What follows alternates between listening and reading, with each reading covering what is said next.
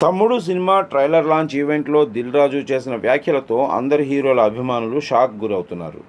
దిల్ రాజు మాట్లాడుతూ, ఈ ట్రైలర్ ఇప్పుడు యూట్యూబ్లో రిలీజ్ చేశాము. దానికి వచ్చే వ్యూస్ అన్నీ రియల్ వ్యూస్.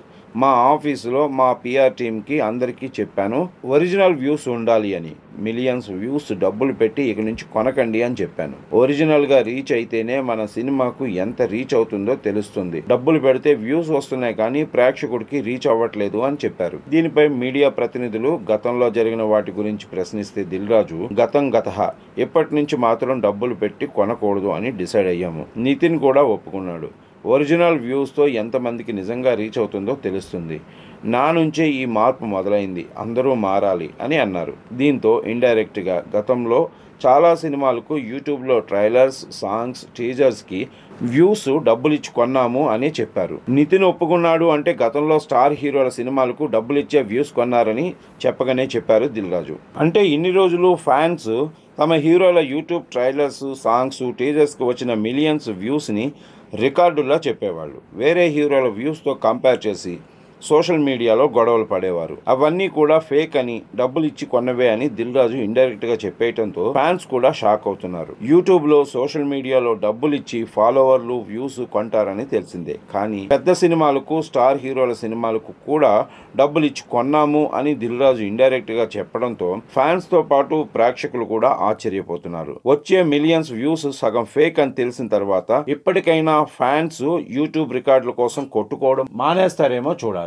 చాలా రోజుల నుంచి నేను ఒకటి చెప్పాలనుకుంటున్నాను. ఈరోజు చెప్పాల్సిందే. యూట్యూబ్లో రిలీజ్ చేశాము. అక్కడ వచ్చే నంబర్స్ ఉంటాయి కదా, అన్నీ ఒరిజినల్. ప్రేక్షకులు చూసిన నంబర్లే అక్కడ ఉండాలని మా ఆఫీస్లో నా పిఆర్ టీంకి అందరికీ ఇన్స్ట్రక్షన్ ఇచ్చాను. మిలియన్స్ డబ్బులు పెట్టి కొనకండి. ఎందుకంటే ఒరిజినల్గా మన ట్రైలర్ కానీ, మన సాంగ్ కానీ ఎంత రీచ్ అవుతుందో మనకు తెలిస్తే మన సినిమా ఎంత రీచ్ అవుతుందో అర్థమవుతుంది. మనము కొనేసుకొని ఇచ్చే నంబర్లు, అక్కడ నంబరే కనిపిస్తుంది కానీ అది ప్రేక్షకుడికి రీచ్ అయిందా అవ్వలేదా తెలియట్లేదు. సో మళ్ళీ అది కూడా నేను మొదటి స్టెప్ వేసేసాను. కొంచెం కష్టమైనా ముందుకు వెళ్ళాల్సిందే. దానికి మీడియా మిత్రులు మీ సపోర్ట్ చాలా అవసరం. ఎందుకంటే మీరు అన్నీ ఏకటానికి, ఇప్పుడు Q&A అనగానే ఏకటానికి చాలా రెడీ అవుతారు. ఇలాంటి ఎందుకు అడగారో నాకు అర్థం కాదు. ఇవి కదా మీరు Q&Aలో నో ఫాల్సీ ఆపాలి. ఫాల్స్కి వెళ్తున్నాయి ఆపడానికి ప్రయత్నం చేస్తే అది గుడ్ హెల్దీ తయారవ్వాలండి. నేను ఎవరి మీద I'm not telling about any controversial. జెన్యున్గా మన సినిమా ఎలా రీచ్ అవుతుంది మనకు తెలిసినప్పుడే, ఓహో మనం ఈ కంటెంట్ బాగా తీసాము, ఇది రీచ్ అవుతుంది, ఇది రీచ్ అవ్వట్లేదు అంటే ఏం చేయాలి?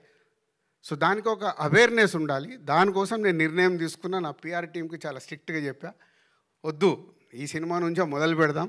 విషయం ఉంటే 100% ప్రేక్షకులు చూస్తారు, విషయం లేదనుకో వాళ్ళే రిజెక్ట్ చేస్తారు. ఇంకెందుకు మనకు టెన్షన్?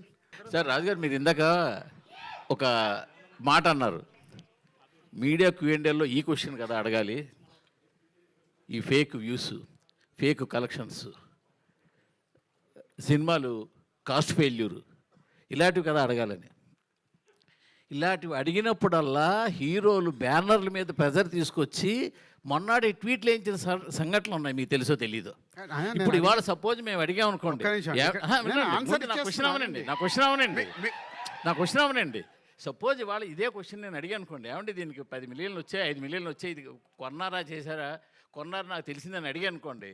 మొన్నటి మీ హ్యాండిల్లో, అంటే మీరంటే మీరు కాదు, ఒక ప్రొడ్యూసర్ హ్యాండిల్లో ఉంటుంది, ఏమని మేము కొనలేదు, దీనికి యాక్చువల్ యూస్ వచ్చాయని.